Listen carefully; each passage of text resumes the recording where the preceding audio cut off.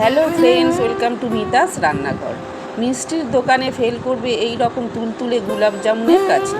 আজ আপনাদের দেখাবো ঘরে থাকা খুব সাধারণ কিছু উপকরণ দিয়ে কিভাবে একদম পারফেক্ট আর রসালো গোলাপ জামুন বানিয়ে নেওয়া যায়।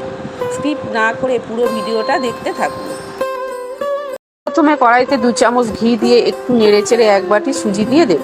এবার সুজিটাকে হালকা করে নাড়তে থাকবো। খেয়াল রাখবেন যেন রংটা খুব বেশি লাল না হয়ে যায়।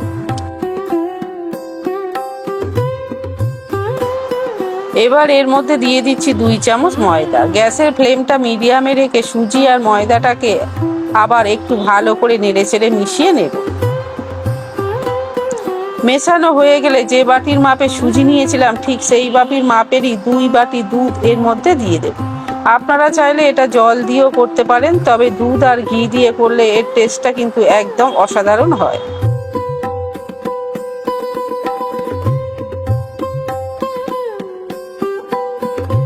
ফ্লেভারের জন্য এতে একটা এলাচ ফাটিয়ে দিয়ে দিলাম। এবার এটাকে অনবরত নাড়তে থাকবো। নাড়তে নাড়তে দেখবেন মিশ্রণটা কড়াই থেকে আস্তে আস্তে ছেড়ে আসবে এবং সুন্দর একটা ডো বা মন্ডের আকার তৈরি হবে। এরপর এই মন্ডটাকে একটা থালায় নামিয়ে নেব। পুরোপুরি ঠান্ডা করা যাবে না, হালকা একটু ঠান্ডা করে নিতে হবে যাতে হাতে সহ্য করা যায়। এরপর হাতে অল্প একটু ঘি মাখিয়ে নিয়ে ডোটাকে একদম মসৃণ করে মেখে নিতে হবে।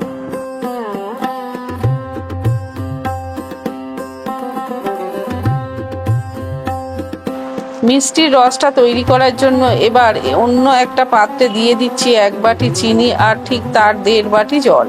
এবার গ্যাসটা অন করে নিয়ে চিনি আর জলটাকে ফুটিয়ে একটা পাতলা চিনির সিরা বা সিরাপ তৈরি করে নেব।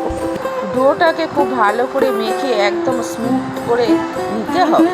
এবার ছোট ছোট লেচি কেটে হাতের সাহায্যে সুন্দর গোল গোল বল বানিয়ে নিন।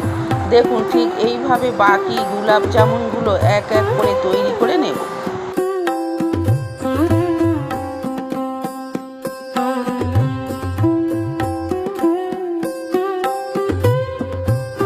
সবকটা গোলাপ জামুন রেডি। এবার কড়াইতে তেল দিয়ে মাঝারি আঁচে এগুলোকে উল্টে পাল্টে সুন্দর করে লাল করে ভেজে নেব। ভাজা হয়ে গেলেই গরম গরম তুলে সরাসরি দিয়ে দিতে হবে চিনির সিরায়। ব্যাস 10-15 মিনিট সিরায় রাখলেই আমাদের নরম তুলতুলে গোলাপ জামুন পরিবেশনের জন্য তৈরি। তাহলে আর দেরি কেন, আজই বাড়িতে বানিয়ে ফেলুন এই রসালো গোলাপ জামুন। রেসিপিটা ভালো লাগলে লাইক, শেয়ার আর চ্যানেলটিকে সাবস্ক্রাইব করতে একদম ভুলবেন না কিন্তু। দেখা হচ্ছে পরের কোনো ভিডিও নিয়ে। ভালো থাকবেন, সুস্থ থাকবেন, ধন্যবাদ।